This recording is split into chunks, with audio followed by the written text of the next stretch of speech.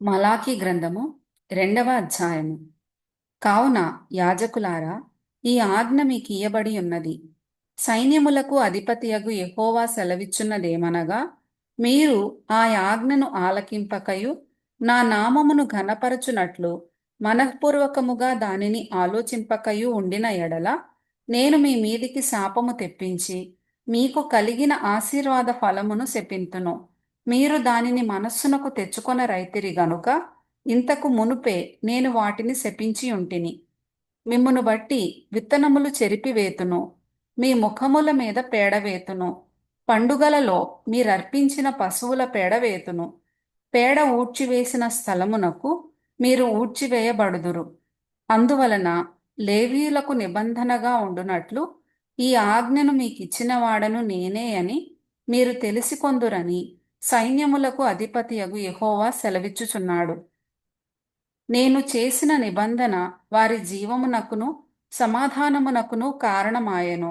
భయభక్తులు పుట్టించుటకై నేను వాటిని వారికిచ్చితిని గనుక వారు నా యందు భయభక్తులు కలిగి నా నామము విషయములో భయము గలవారై సత్యము గల ధర్మశాస్త్రము బోధించుచు దుర్బోధనేమాత్రమును చేయక సమాధానమును బట్టియు యథార్థతను బట్టియు నన్ననుసరించి నడుచుకొను వారై దోషము నుండి అనేకులను త్రిప్పిరి. యాజకులు సైన్యములకు అధిపతియగు యెహోవా దూతలు గనుక జనులు వారి నోట ధర్మశాస్త్ర విధులను నేర్చుకొందురు. వారు జ్ఞానమును బట్టి బోధింపవలెను. అయితే మీరు మార్గము తప్పితిరి.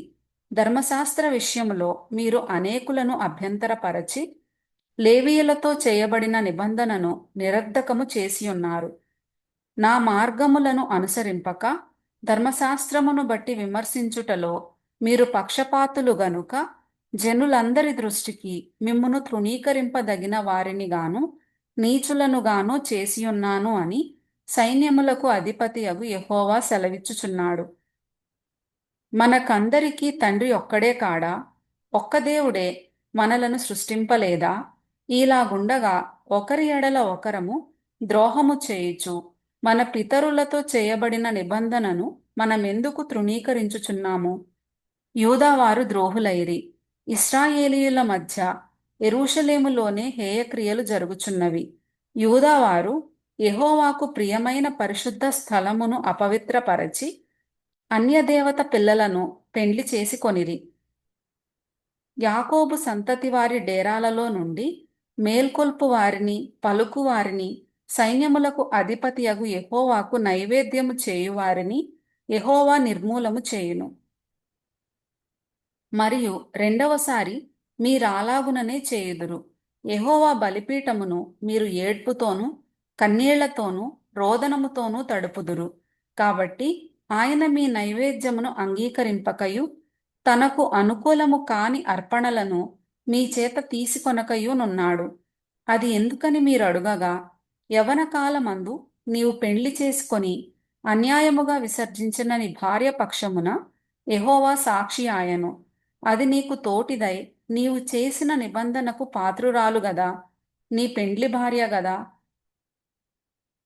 కొంచెముగా నైనను దైవాత్మ నొందిన వారిలో ఎవరునూ ఈలాగున చేయలేదు. ఒకడు చేసినను ఏమి జరిగెను?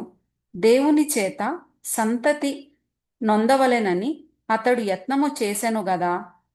కాగా మిమ్మును మీరే జాగ్రత్త చేసుకొని యవ్వనమున పెండ్లి చేసుకొనిన మీ భార్యల విషయములో విశ్వాసఘాతకులుగా ఉండకుడి.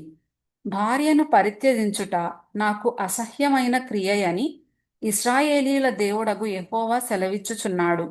మరియు ఒకడు తన వస్త్రములను బలాత్కారముతో నింపుట నాకు అసహ్యమని సైన్యములకు అధిపతియగు యెహోవా సెలవిచ్చుచున్నాడు. కాబట్టి మీ మనస్సులను కాచుకొనుడి, విశ్వాసఘాతకులు కాకుడి. మీ మాటల చేత మీరు యెహోవాను ఆయాసపెట్టుచు దేనిచేత ఆయనను ఆయాసపెట్టుచున్నామని మీరడుగుచున్నారే. దుర్మార్గులు, యెహోవా దృష్టికి మంచివారు, వారి యందు ఆయన సంతోషపడును. లేక న్యాయకర్తయగు దేవుడు ఏమాయను అని చెప్పుకొనుట చేతనే మీరాయనను ఆయాసపెట్టుచున్నారు.